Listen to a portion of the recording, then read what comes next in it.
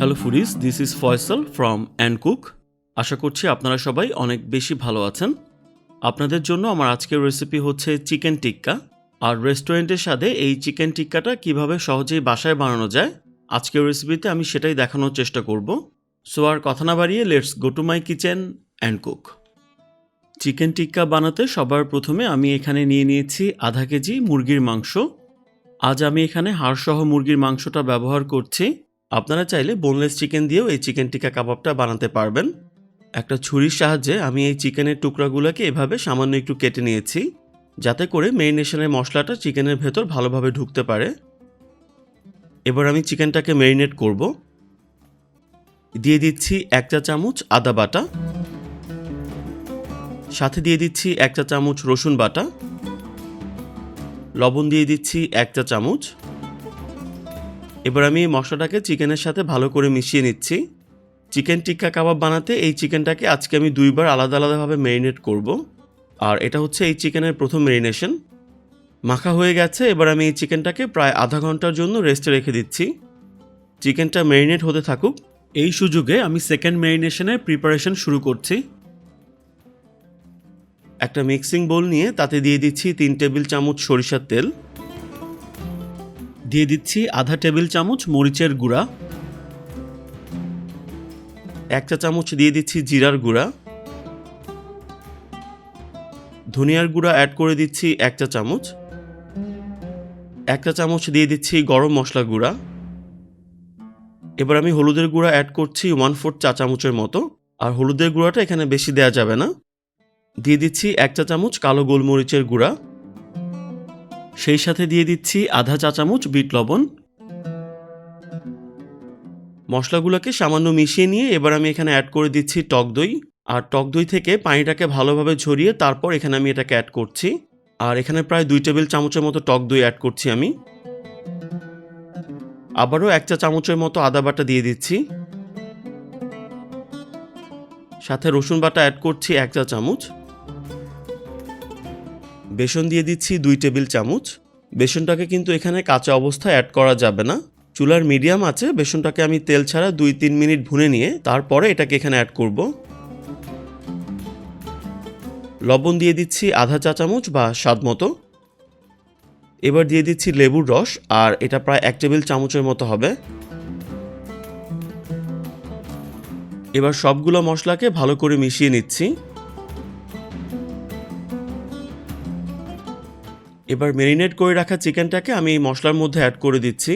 আর প্রথম ম্যারিনেশনে যদি চিকেন থেকে কোনো পানি বের হয়, সেক্ষেত্রে পানিটাকে ঝরিয়ে নিয়ে তারপর চিকেনটাকে আপনারা এখানে অ্যাড করবেন।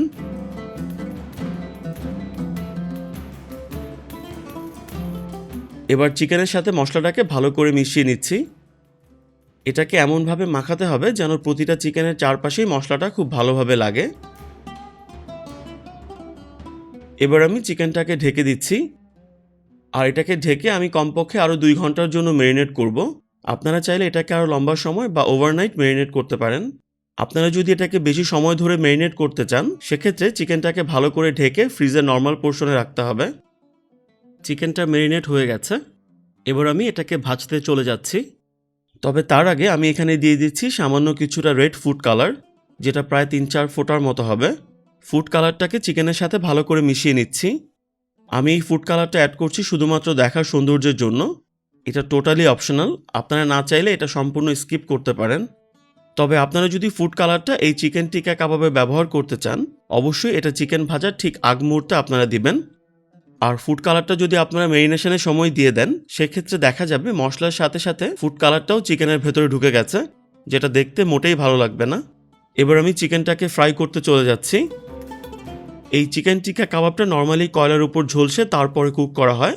তবে আজকে আমি এই কাবাবটা একটা গ্রিল প্যানে ভাজবো। তবে আপনারা চাইলে যে কোনো নর্মাল প্যানেই এই কাবাবটা ভেজে নিতে পারবেন। গ্রিল প্যানে আমি 2 থেকে 3 টেবিল চামচের মতো সরিষার তেল অ্যাড করে দিচ্ছি। এবার আমি চুলার হিটটাকে হাই করে দিচ্ছি। আর তেলটা যখন গরম হবে, তখন আমি চিকেনের পিসগুলোকে প্যানে দিয়ে দিচ্ছি। একসাথে বেশি পরিমাণ চিকেন একত্রে না ভেজে আপনারা ব্যাচে ব্যাচে এগুলোকে ভেজে নেবেন। এবার হাই হিটে চিকেনের এক পাশ আমি প্রায় 1 মিনিটের জন্য ভাজবো। 1 মিনিট হাই হিটে ভাজার পরে আমি চিকেনটাকে উল্টে দিচ্ছি।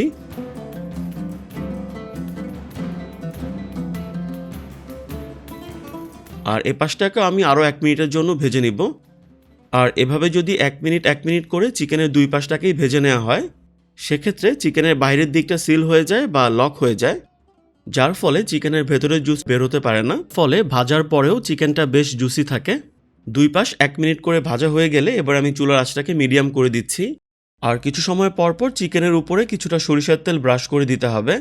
এর ফলে চিকেনের বাইরের লেয়ারটাও কিন্তু আর ড্রাই হয়ে যাবে না। এবার আমি চিকেনটাকে উল্টে পাল্টে ভালো করে ভেজে নিচ্ছি। প্রয়োজনে আপনারা একটা ঢাকনা দিয়েও চিকেনটাকে কুক করতে পারেন।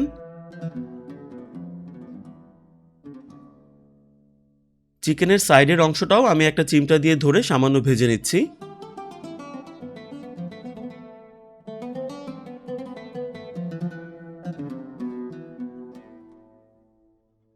চিকেনটা ভাজা হয়ে গেছে, এবার আমি চিকেনটাকে তুলে নিচ্ছি। আর এই চিকেনটাকে ভেজে নিতে আমার 15 থেকে 20 মিনিটের মতো সময় লেগেছে। তবে চিকেনের সাইজের উপর ভিত্তি করে রান্নার সময়টা কিছুটা কম বেশি হতে পারে। আর একইভাবে আমি পরের ব্যাচটাকেও ভেজে নিচ্ছি।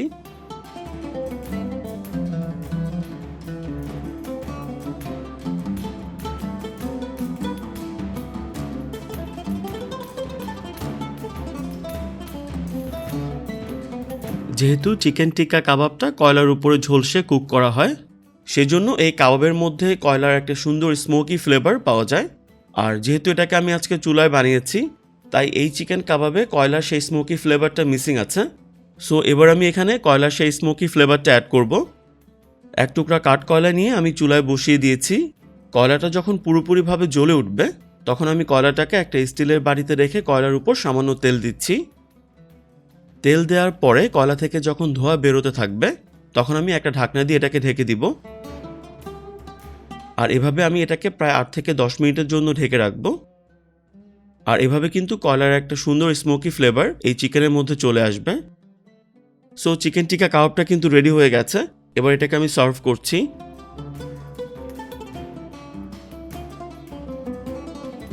এই কাবাবটা খেতে এক কথায় অসাধারণ ছিল। আশা করব আপনারা এই রেসিপিটা ফলো করে অবশ্যই এই চিকেন টিক্কা কাবাবটা বাসায় বানিয়ে দেখবেন। আর এটা খেতে কেমন হয়েছে অবশ্যই আমাকে কমেন্ট করে জানাবেন। আশা করছি এটা আপনাদের কাছে অবশ্যই ভালো লাগবে। সো আজ এ পর্যন্তই। আর রেসিপিটা যদি ভালো লাগে অবশ্যই চ্যানেলটাকে সাবস্ক্রাইব করবেন। আর চ্যানেলের অন্যান্য ভিডিওগুলো আপনাদের ফ্রেন্ডস অ্যান্ড ফ্যামিলি মেম্বারদের সাথে শেয়ার করবেন। সবাই অনেক বেশি ভালো থাকবেন। Take care. আপনাদের সবার কাছে আমার একটা রিকোয়েস্ট থাকবে, দয়া করে আপনারা কেউ খাবার অপচয় বা নষ্ট করবেন না।